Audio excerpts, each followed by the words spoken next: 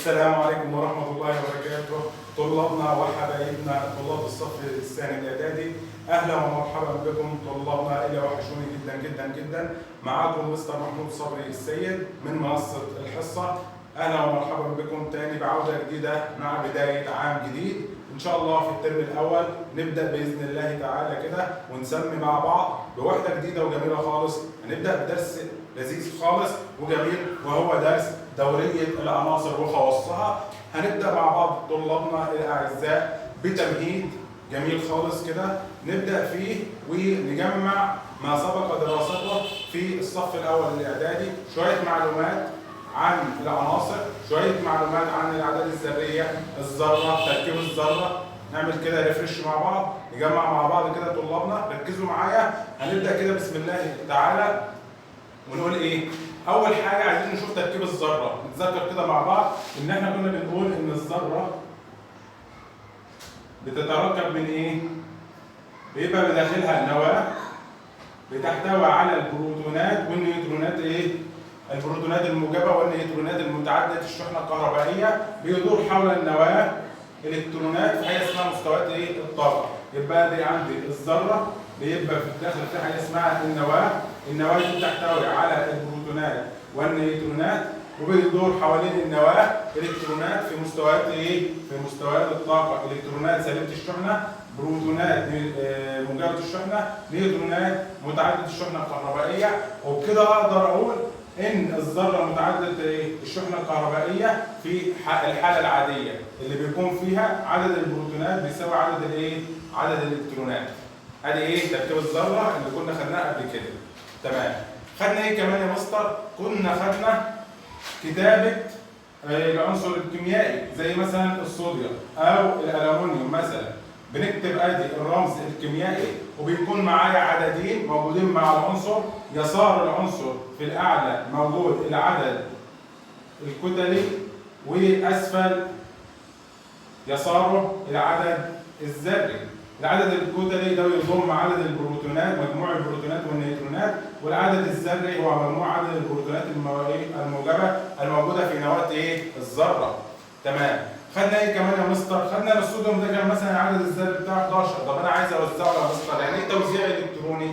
خدنا ان في حاجه اسمها مستويات طاقه كي وال وام وايه وان والاو والبي والكيو.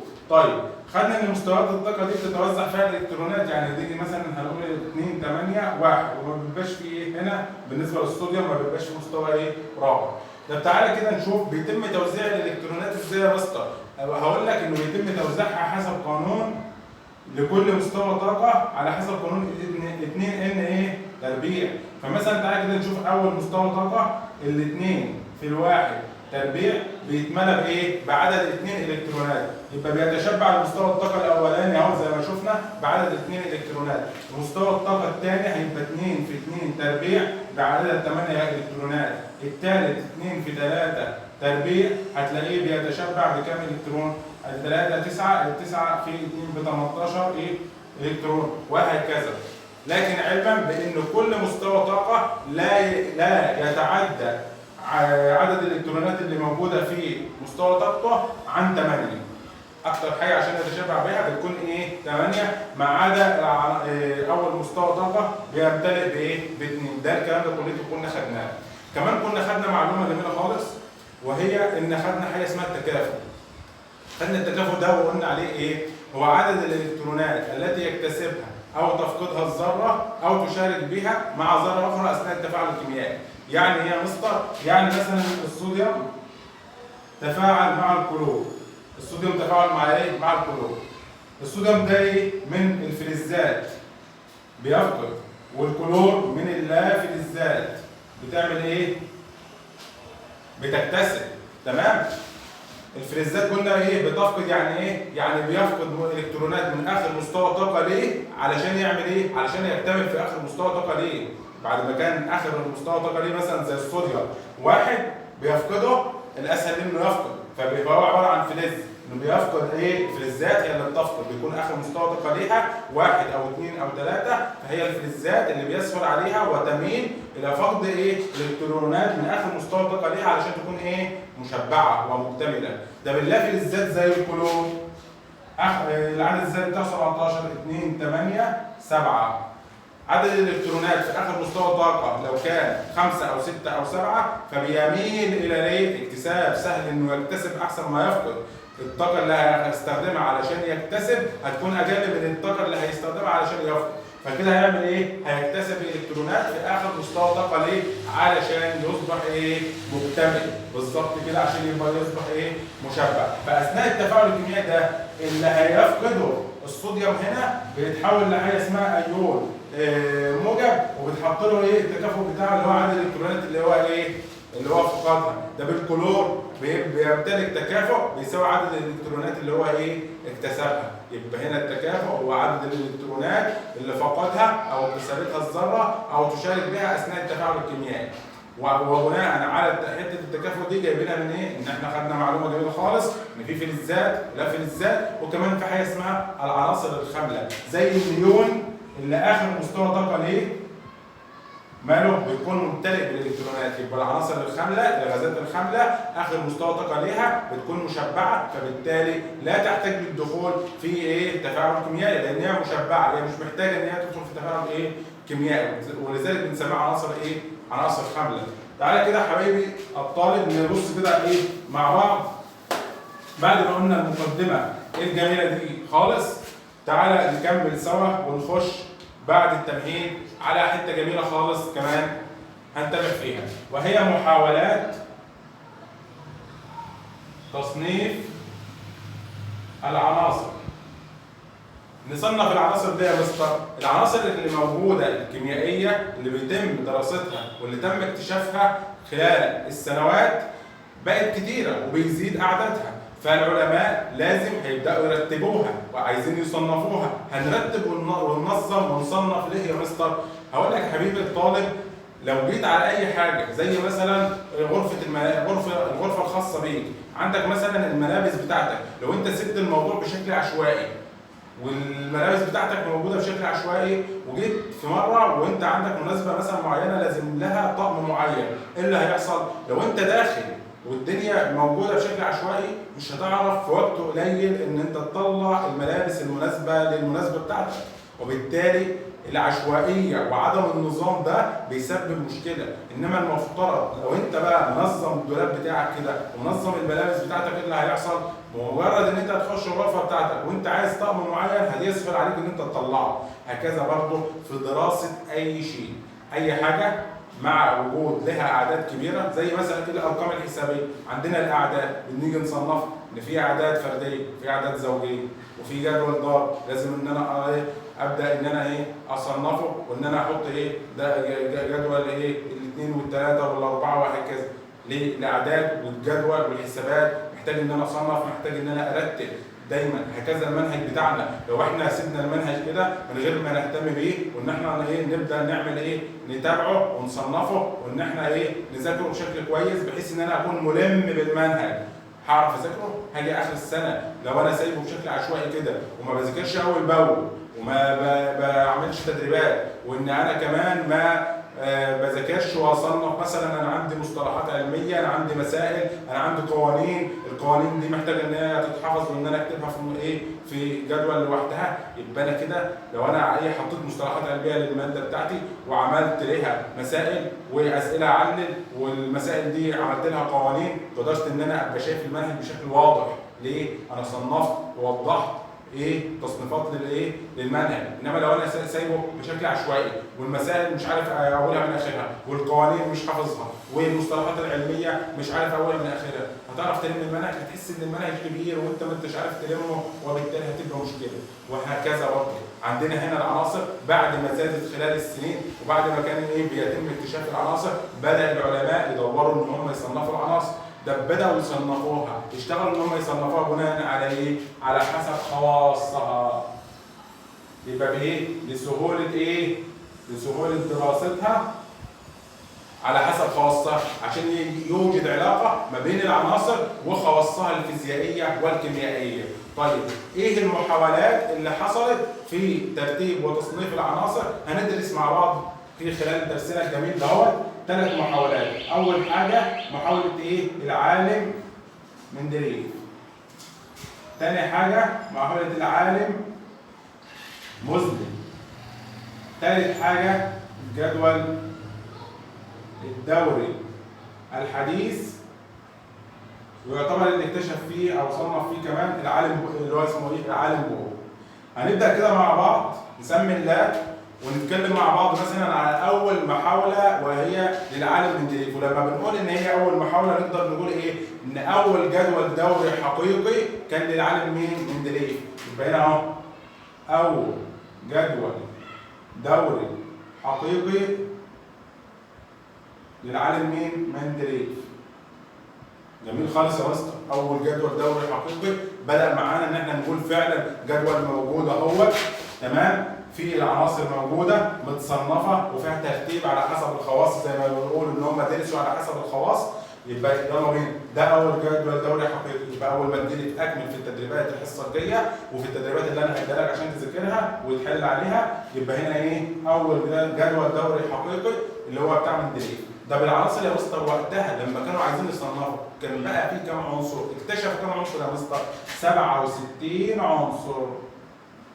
طيب جميل خالص.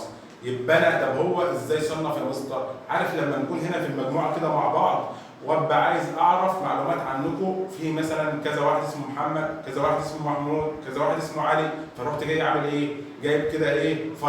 فايل جميل كده، ملف، ورحت حاطط فيه ايه؟ كذا ورقه، كذا بطاقه كده، وكاتب لكل واحد صفحه. محمد مثلا اسمه محمد ابراهيم، ومحمد ابراهيم ده مثلا تقييمه عندي مثلا اعطيله تقييم كذا، ومحمد ابراهيم ده مثلا في الصف السني الاعدادي، ومحمد ابراهيم ده مثلا مستواه في الفيزياء او ماده العلوم معايا ان هو مثلا الغياب بتاعه كذا، ومثلا ايه درجاته في الامتحانات الشهريه كذا. بدات احط له معلومات ان انا ايه اعرفه بيها، وبعد كده عملت بطاقه ثانيه لزميله وبطاقه ثالثه لزميله، وسميت الفايل ده مثلا الفايل بتاع ثانيه اعدادي. يبقى انا رحت جاي هنا اهو من ديليفر عامل ايه؟ عامل بطاقه كده اهي لكل عنصر، عامل كام؟ 67 بطاقه. كتب ايه في البطاقه دي يا مستر؟ حط ايه؟ كذا حاجه. اول حاجه رمز العنصر. تاني حاجه يا مستر الوزن الذري للعنصر. تالت حاجه خواص العنصر. يبقى حط 3 حاجات يا اولاد. مندليف صنع اول ما عمل بطاقات للعناصر كتب الرمز بتاع العنصر، الوزن الذري بتاع العنصر، الوزن الذري اللي ركز عليها جامد اول حاجه عملها مندليف الوزن الذري بتاع العنصر، وبعد كده شويه خواص ليه زي درجه الحراره، درجه الانصهار، الكثافه وهكذا. جميل خالص. بعد ايه ما حط كده ايه ال 67 بطاقه بتوعه، تمام، بدأ يرتب الجدول بتاعه بحيث يضع العناصر في مجموعات رأسية. مجموعات ايه؟ رأسية. سماها ايه؟ زي ما بنقول كده اسمها ايه؟ مجموعات. يبقى الأعمدة الرئيسية دي سماها ايه؟ مجموعات، تمام؟ وبعد كده المجموعات دي الرئيسية صنفها لحاجتين، قسمها لحاجتين A و B. ليه يا مستر كده؟ ما قلنا سميناها مجموعات رئيسيه وخلاص؟ لا، ما قال لك ايه وبي؟ ليه؟ وجود فروق ما بين الخواص بتاعت دي ودي. يبقى هنا المجموعات اللي موجوده في الصف الواحد ده اهو في العمود الواحد لقى فروقات ما بين دي ودي، فحط دي رمز ايه ودي رمز بي. جميل خالص يا مستر. بعد ما حط الجدول قدام منه كده بدا يلاحظ، مش بدانا نرتب وننظم وحطينا العناصر قدام مننا في جدول، بدا يلاحظ ايه؟ لاحظ ان المجموعات اللي هو حطها رأسية كده وسماها بالمجموعات، لاحظ ان من اليسار لليمين، تمام، لقى ايه؟ ان في ترتيب للعناصر بشكل تصاعدي على حسب الوزن الذري. يبقى لقى في ترتيب تصاعدي للعناصر على حسب الوزن الذري بيترتب تصاعديا من اليسار ايه؟ لليمين. جميل خالص، تمام. وبعد كده تعالى بقى نشوف ان هو اثناء دراسته عمل مميزات جميله خالص. ايه؟ لما قعد يدرس رتب العناصر، تمام؟ فتنبأ باكتشاف وجود عناصر جديده. هحط هنا ايه؟ الوزن الذري. فمثلا عندي هنا الوزن الذري 13 وبعد منه مثلا 16، وهم اساسا في الغالب بيترتبوا تصاعديا، يبقى المفروض فيه 14 والمفروض فيه 15، فراح جاي ايه؟ سايب لهم اماكن فاضيه، يبقى ترتب على ايه؟ اكتشافه لوجود عناصر جديده، تمام؟ وعرف الوزن الذري بتاعها وحدده انه ساب لها ايه؟ ساب لها اماكن ايه؟ فاضيه في الجدول الدوري بتاعه، تمام؟ كمان عمل ايه؟ وهو بيدرس العناصر كان بيدرس على اساس قوي من البدايه، بيدرس برضه المعلومات حتى اللي اكتشفها غيره عن العنصر، كان بيدرس ايه؟ الوزن الذري بتاعه من اول وجديد. فعمل ايه؟ عمل تصحيح للاوزان الذريه لبعض العناصر اللي كان تم تقديرها بشكل خاطئ. بعض العناصر كان تم تقديرها وتقدير الوزن الذري بتاعها بشكل ايه؟ خاطئ، فتم ايه؟ اعاده تصحيح للوزن الذري بتاعها. جميل خالص، عمل حاجات ايه؟ جميله خالص.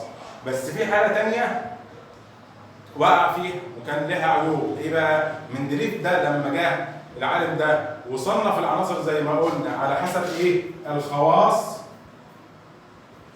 الايه؟ الخواص والوزن الذري. فقابلته ايه؟ مشكله ان في عناصر، ما انا هرتب على حاجتين، الحاجتين دول لو مش متوافقين مع بعض هيحصل عندي خلل، وقابله الخلل. ايه الخلل بقى يا مستر؟ ان هو بيرتب على حسب الخواص، ترتب على ده انه يحصل خلل في الترتيب التصاعدي على العناصر على حسب اوزانها الذريه، لانه عشان يجمعها مثلا يجمع عنصرين لهم تشابه في الخواص، لقى ان هو بيبعدهم عن مكانهم في ترتيبهم ايه؟ حسب الوزن الذري. كمان عمل ايه؟ احتاج ان هو يحط اكتر من عنصر في بطاقه واحده، زي الحديد والنيكل والكوبالت لهم نفس الخواص متشابهين فيها جامد، فحطهم في بطاقه واحده. كمان في عيب كمان كان هيحصل مع مندليف لو كان وقتها كان تم اكتشاف نظائر العناصر. ايه نظائر العناصر دي يا مستر؟ نظائر العناصر دي، تمام، صوره من صور العنصر الواحد، تمام، لها نفس الاعداد الذريه ولكنها مختلفه في الايه؟ في الوزن الذري. يبقى هو بيرتب على حسب الوزن الذري. العنصر ده زي الهيدروجين مثلا مختلف في الوزن الذري بتاعه، هو نفسه هو الهيدروجين، بس بنسموه حاجه اسمها نظير العنصر، الشبيه بتاعه شبيه ليه في نفس العدد الذري بس مختلف في الوزن الذري. لو مندليف وقتها كان تم اكتشاف نظائر العناصر كان حط كل واحد من دول في بطاقه لوحده وسماه اسم تاني كل واحد لوحده، على انه بيصنف على حسب ايه؟ الوزن الذري بالظبط كده. خلصنا من مندليف، شفنا التصنيف بتاعه، عرفنا ان هو عمل حاجات كويسه وتنبأ بوجود واكتشاف عناصر، عمل لنا جدول دوري جديد كده اول ما تم اكتشاف الجدول الدوري او اول جدول دوري حقيقي هو اللي حطه.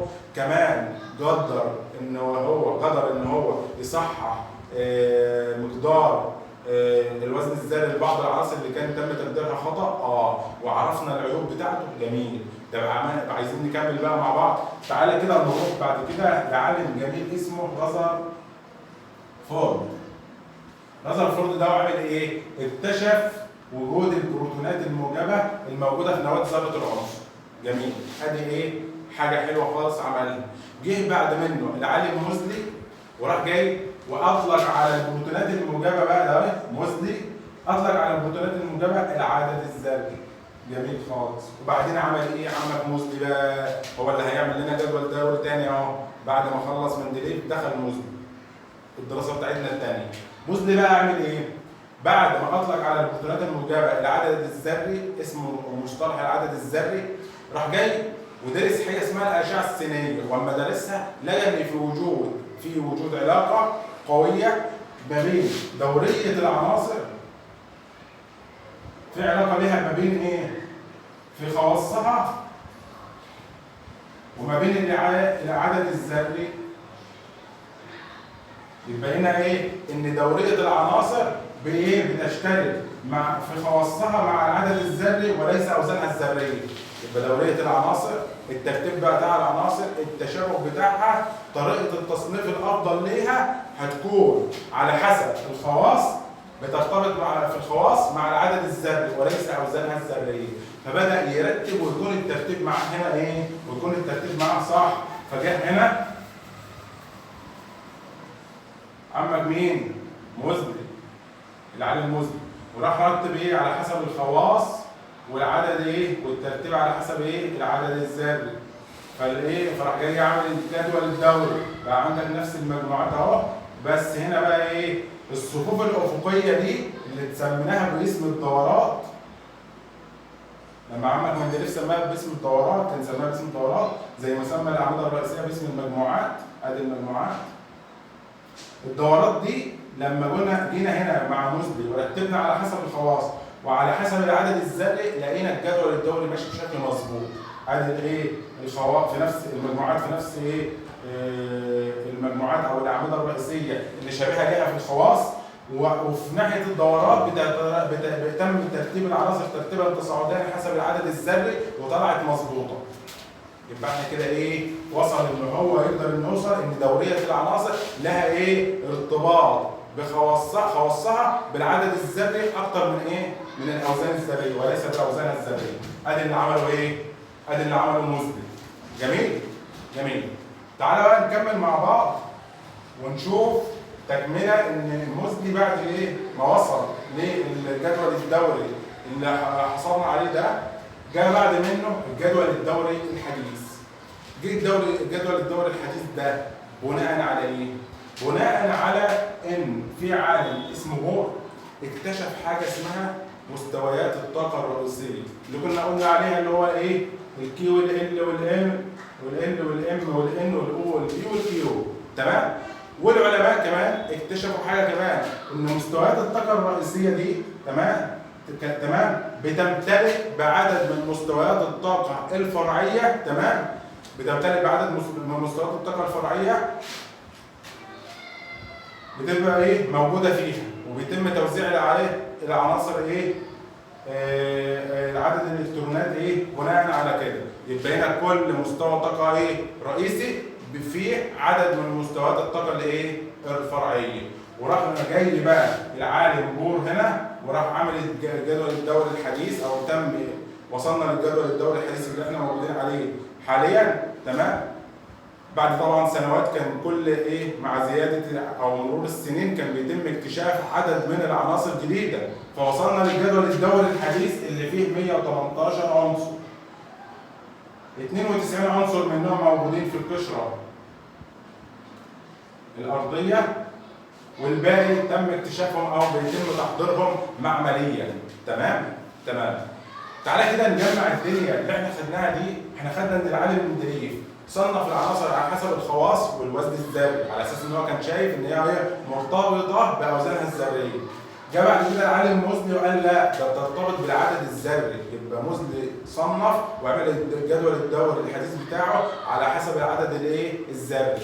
كمان مزني عمل حاجه جميله خالص، عمل مكان اسفل الجدول الدوري اللي هو عمله، وفضل موجود معانا. الفكره دي فضلت مكمله معانا في الجدول الدوري الحديث، وهو انه عمل مكان لمجموعتين من ايه؟ العناصر، وهما اللانسينيدات واللاكتينيدات. تمام؟ كمان عندنا العالم بور في اخر حاجه في الجدول الدوري الحديث، قلنا اعتمد على حاجتين وهو بيصنف على الاعداد الذريه، كمل بالاعداد الذريه، وكمان طريقه ملء مستويات الطاقه ايه؟ الاخيره في بمستوى بعدد الالكترونات في مستوى الطاقه الايه؟ الفرعي. تمام؟ يبقى كده خدنا محاولات تصنيف العناصر على حسب الخواص، وعرفنا ان هو بيتم تصنيفها لسهوله دراستها وايجاد العلاقه ما بين خواص العناصر، ما بين العناصر وخواصها الفيزيائيه والكيميائيه. شفنا المحاولات وكانت اول محاوله حقيقيه لعمنا مندليف، وشفنا المحاولات وكانت للعالم موزلي، وكمان شفنا المحاولات بتاعه العالم بور. تمام؟ وشفنا ايه؟ رازرفورد كعالم قام باكتشاف عدد البروتونات الموجبه الموجوده في نواه ذره ايه؟ العنصر الكيميائي. وبكده يا حبايبي الطلاب نكون خلصنا حصتنا النهارده باذن الله تعالى. ان شاء الله اشوفكم المره الجايه وتكونوا عرفتوا فعلا تكونوا فهمتوا الدرس كويس وتذاكروه كويس، وبالتالي اشوف مذاكرتكم ديت كويسه ولا مش كويسه. هنعمل تدريب الحصه الجايه بشكل كويس ونكمل وحدتنا باذن الله تعالى. وعلى المره الجايه باذن الله من هنا للمره الجايه بمشيئه الله تعالى اشوفكم على خير حبايب الطلاب.